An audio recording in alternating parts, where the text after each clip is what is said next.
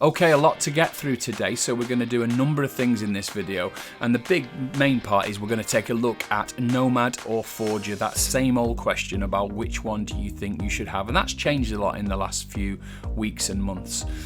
So we'll cover that, but also we're going to talk about some new products that we've got, some new training that we've got, and also a little bit of a tiny interview with someone who's been mobile sculpting for just 1 year. So stay till the end of the video to have a look at what Daniel Torres does with Nomad and how amazing he's become in just 1 year of mobile sculpting with both Nomad and Forger.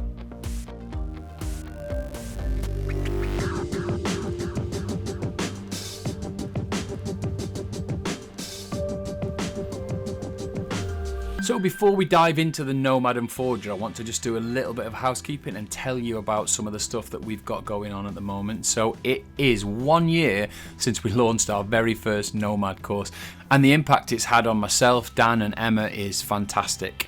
Dan's been with us since we very first launched the course and has come to iPad sculpting from a zero base. So at the end of this video, we're going to talk to Dan and just have a little look at what he's found since he started sculpting on the iPad 1 year ago. So obviously we started a YouTube channel right as COVID hit us.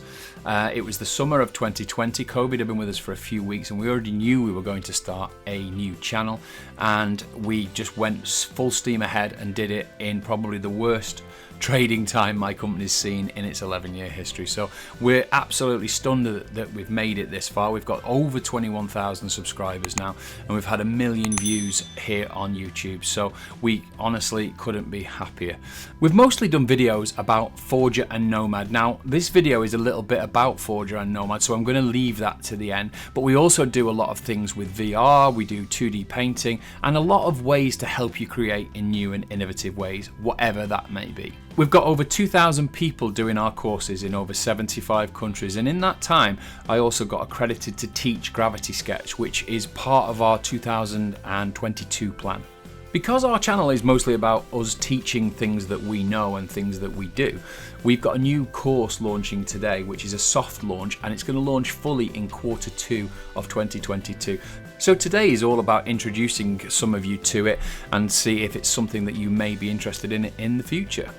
We've built the course because of the feedback we've been getting, and a lot of people want us to teach how we teach and how we've created our YouTube presence. We're launching the course at 6 AM on the 26th of November to coincide with Black Friday, and it ends on midnight the 31st of December, at which point we're going to close the course down to all new students, and when the full launch is ready to go, the price is going to be significantly more.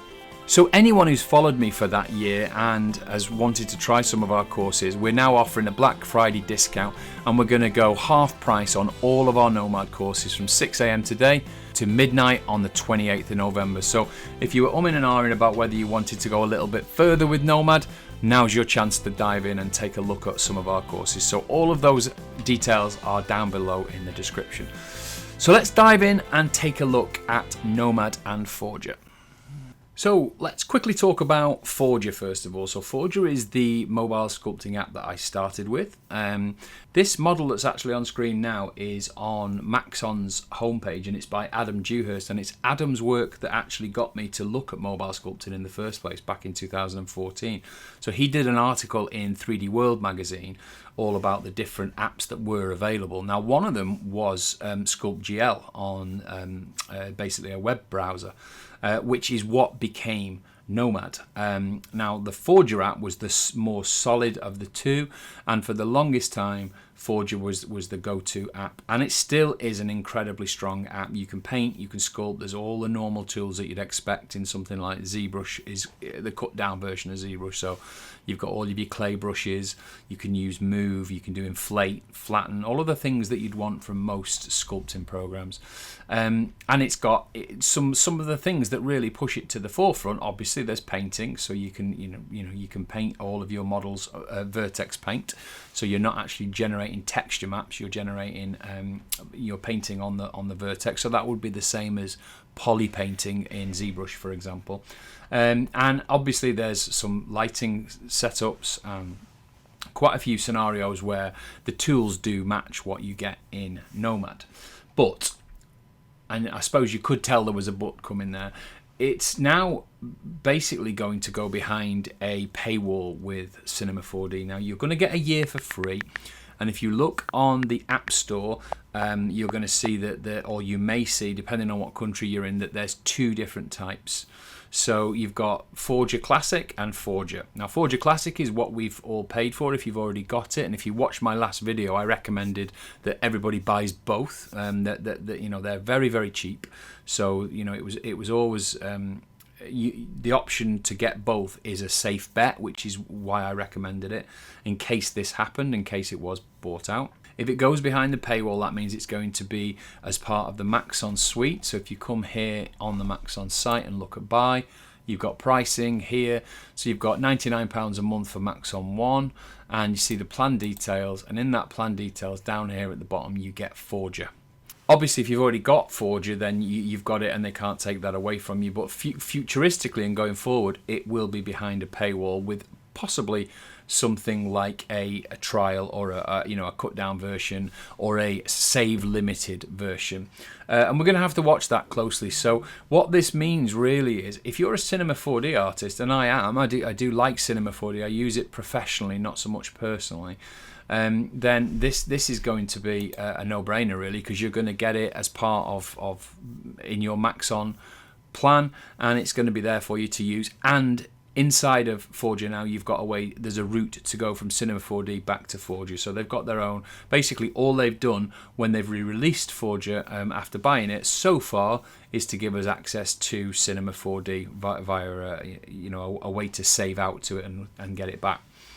So all of that being said, I can't see many people wanting to buy Forger unless they want Cinema 4D, because if you do want a sculpting app and it's a standalone sculpting app, you're probably going to want the one that is stronger. And as of speaking today, I would say that Nomad is stronger, and we're going to talk about why I think that after I've just finished this little bit. If you're a Cinema 4D artist already, then it's probably a no-brainer. You can stay with that, and you can stay with Forger being your main mobile sculpting tool. And I have no problems with the way that Forger works. It's the one I started recording with, not just started with, but we made our first YouTube videos all about Forger, and we were heading full on to make our first course on our Kajabi courses that was going to be a Forger course. Now, with the purchase from Maxon, I was a little bit nervous of what would happen, so I chose Nomad instead. And with hindsight, I think I made the right decision because of the time it's taken to see the development cycle kick in again, and the new, we don't have real-time rendering, for example, in Forger, and that's something that I've come to really, really like inside of Nomad, and that's what we're going to talk about right now.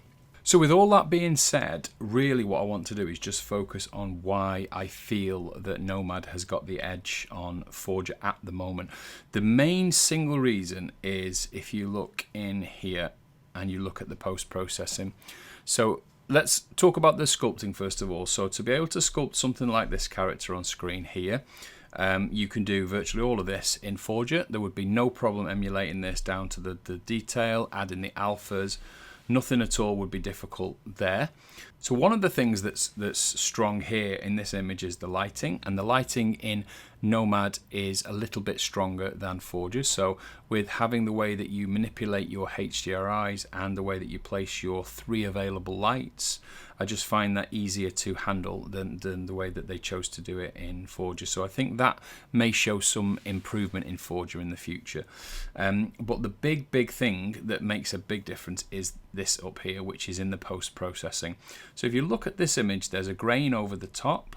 I've got ambient occlusion on, which gives me that nice occluded real-time look. If you look at the dark areas under the horns there, I'll keep it open so you can have a look at it.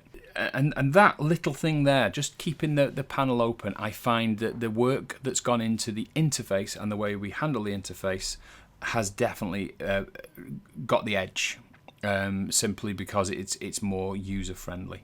So tiny little things like that, just holding them open with a pin makes a real difference to me. Then if you look, you've got, so I'll turn the ambient occlusion on and off, and you can see how that really responds well, but also makes the image look more realistic straight away. You've got things like your tone mapping, so you've got the ability to adjust it once you've made your model and painted it. Add in curvature, add in grading, add in, I mean, I can keep going on. There's such a lot in this one area alone. And if you haven't got that, then your images just don't have the look that you get really from Nomad.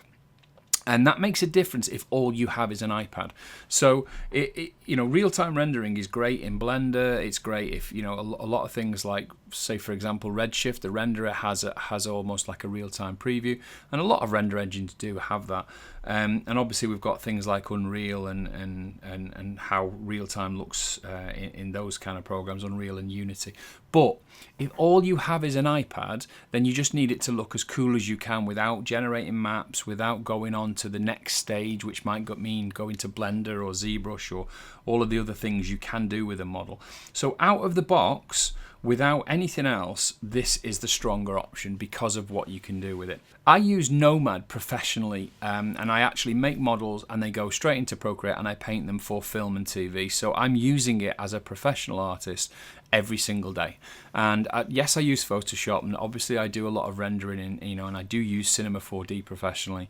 But I find that the speed and the output that I can get as a concept artist, for example, is much better. So if you're a hobbyist and you want to do this kind of work, you probably won't have Cinema 4D, and you probably won't go down the route of getting Cinema 4D or a Maxon 1 account.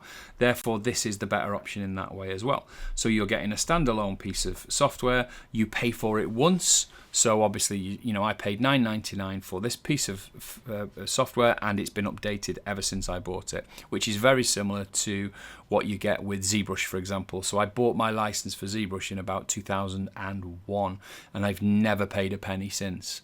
So that's incredible. The only thing cheaper than that is Blender, which is completely free.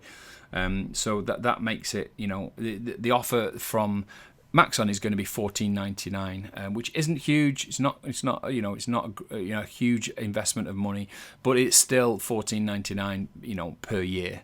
So it's instead of like a one-off fee. So that's just another tiny little niggle that would make me suggest that Nomad is the stronger, and that's really it, because comparatively. If you look at the other tools, you've got multi-resolution modeling, you've got voxel remeshing. It's all there in Forger and in Nomad. The real big benefit is that ability to see your models by using the post-processing. But there are one or two tools, the core tools, the basic brushes that are in here now that aren't in Forger. So if you look at things like, for example, the trim tool, just the trim tool alone can make a huge difference to your workflow. So if you just want to have models and chop them off, let me just do that properly for you. So if you want to use the trim tool and just chop parts of your model off very quickly and effectively, then that tool alone can make a big difference to your work. Yeah, it might sound like a small thing, but when you're working away and you just want to just do, chipping away at the model like that, that is a huge benefit. So there's newer tools like, for example, the lathe tool, which in itself, it might seem like a very small tool, but it's massive in terms of what you can get out of the program. Just having a spline-based lathe tool like that makes it a much more user-friendly program. There's plenty more in there that make it stronger. Another tool might be the tube, which is another incredibly useful little tool for doing all kinds of pipe work and handles on cups. You name it, it's all there. They're not huge tools in themselves, but as a package, Forger hasn't kept up in this last 12 months with Nomad, and that's the point that I'm making. Really, is that I have no doubt that Maxon will come up with a much stronger feature-rich version of Forger in the coming months. And obviously, the developer that they bought the product from is a fantastic developer and has turned out an amazing product for almost sort of like 10 years now. So I don't doubt that it's coming, but at the moment, I need to be focusing on something and training something that has got the most power and the most usage. And at the moment, without a shadow of a doubt, it is definitely Nomad, in my opinion. Let's not forget that recently Nomad got UVs, which was the big selling point actually for Forger up until about 2 weeks ago. So Nomad couldn't handle UVs, couldn't unwrap a model, and then the developer, as Stefan, has obviously seen a need for that and put it in. So we can now do Atlas unwrapping, which helps us when we're going into programs like the new release of Procreate that's got 3D. So that's another one of the reasons that I really do think that this is a tremendous app in so many ways. Please feel free to comment down below on why you think it might be not that case and what you think might change with Nomad and Forger over the next few months. And let's have a conversation about what we would actually like, because this is just the start of this industry, really. Mobile sculpting is here to stay. It's been very, very strong, and it's definitely built on a very strong base with programs like ZBrush and then Mudbox and later Blender and Modo and all the programs, and even Cinema 4D that got sculpting. But now we have got an industry that is going to have to accept that mobile sculpting is a viable option to get people going, certainly, if not to it's not a competitor yet to something like ZBrush, but it's definitely something that the industry needs to be aware of. Okay, so let's take a look at the work of Daniel Torres, and while we're looking at some of that, we'll just run a little bit of an interview I did with him about what brought him to mobile sculpting and what he's done in the years since he started. So listen along while you look at some of his amazing art. Okay, Dan, so let's have a quick chat about you and Nomadsculpt. So when did you first find out about Nomadsculpt or digital sculpting overall? Oh, that would have been probably September, October last year. It basically been recommended to me, oh, you should try digital sculpting. I've never had any kind of experience with it before. I've done a lot of art previously, and I've done some digital 2D art in the past on the iPad, but the thought of digital sculpting, it intrigued me. So I looked online and then discovered your channel, and back then it was using Forger, and at the time it was slow progress for me because a lot of the UI was absolutely alien to me. But I did like what was beginning to be possible, and it really just landed at the right time, because around the November time, this new program of Nomad had come out, and I really liked the look of it. I thought it looked fantastic, but the UI scared the hell out of me, and it was just absolutely fortunate around that time that you brought the beginners course out. Which is what I was looking for, really a ground upwards, learn everything kind of course for an absolute novice like me. So had you done no 3D at all? You'd never done any sculpting whatsoever when you started? Not digital. I had done. I'd been playing D&D with my teenage sons, so a lot of the terrain building just started things like extruded polystyrene. Making terrain buildings, things. Yeah, but nothing digitally. That was absolutely new to me. So based on the fact that, so it sounds like you had some art skills already. You had some, you're already a creator and definitely a maker from what you showed me there. So would you, based on what you know now, a year into it, would you recommend iPad sculpting over what you're now doing with like ZBrush? I notice you've dived straight into ZBrush now, and probably Blender as well, knowing you. So would you recommend somebody starting their career on an iPad, or have you changed your opinion now? Do you think it should be something like ZBrush or Blender? No. For an absolute newbie, I mean, I have started looking at learning ZBrush and getting into that, and really it's a totally different beast. And if I hadn't had the basis in iPad sculpting with a program like Nomad, I'd really struggle. In fact, it'd probably put me off. At least I've got a basis with a lot of the tools that even though it acts differently and there's a lot of differences, there are the core workflows and tools for sculpting are there, and really for iPad sculpting, because it's so easy and it's on the go. You can sit on the couch and do it. Yeah. It's definitely what I'd recommend for someone starting out. That was my next question. Actually, you've just covered it with the couch comment. Is what is it that attracts you to iPad sculpting then? So you've just said a couch, so I guess, you know, the fact that it's mobile and you can do it anywhere, I guess, is your main comment. But absolutely, and as well, because everyone, pretty much most people have an iPad, so they're already halfway there. They're used to basically having the pen and moving that object and the primitives around. It just, everything feels natural. But there is, with something like a ZBrush, there's a degree of separation where you've got a tablet and a pen and you're having to look at the screen. Unless you're used to that and you come from a background with it, yeah, it's slightly hard to pick up for today's generation, which are used to having the screen and being able to manipulate right on it. And where are you getting your ideas from then? Because I obviously I've known you for over a year now, and I know the style that you use, and I can see, and you've just said about D&D and the influence of that. Where else do you get your inspiration and your ideas? Where do they come from? Well, it's mostly film growing up. When I was a kid, I was thinking about this the other day. The films of like Ray Harryhausen, or Star Wars, or things like that. The creatures and models that we saw and fired our imagination as kids for our generation. It was and even like Jim Henson as well. I know that we've got a mutual respect and love of The Dark Crystal. Yeah. And it was a seminal, work at the time. It was a piece of art.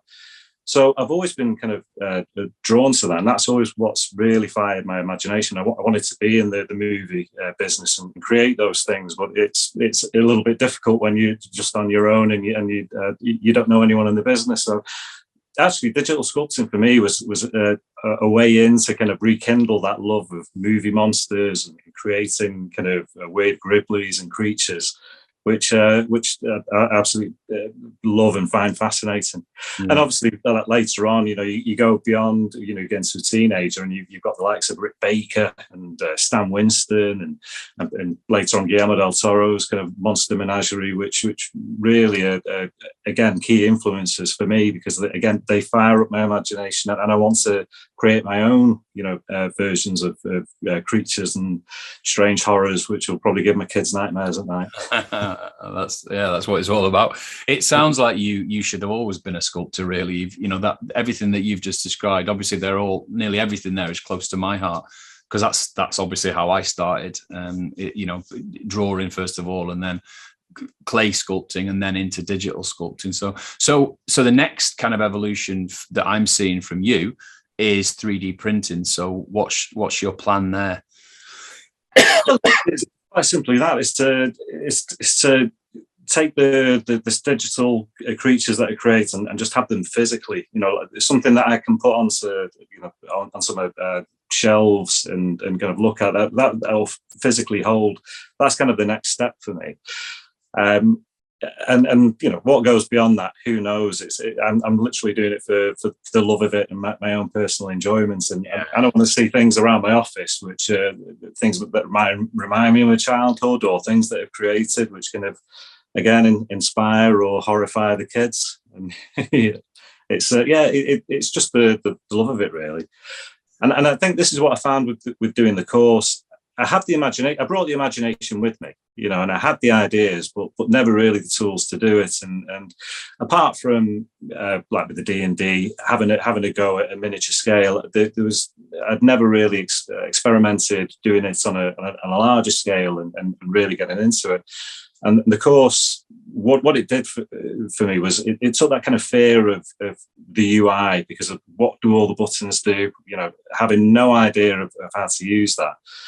And the course just gave me the confidence to get that out of the way, learn them all, know what the workflows would be for digital sculpting and what worked best. And I could just get on creating them. And really, it's been so enjoyable from that, because it's just the freedom to anything's possible in digital sculpting. So I would like to do the same with the 3D printing, but I know that there are slight differences in the way that you have to approach a sculpt, which is good. It's another learning curve, and the learning never ends, which is fantastic.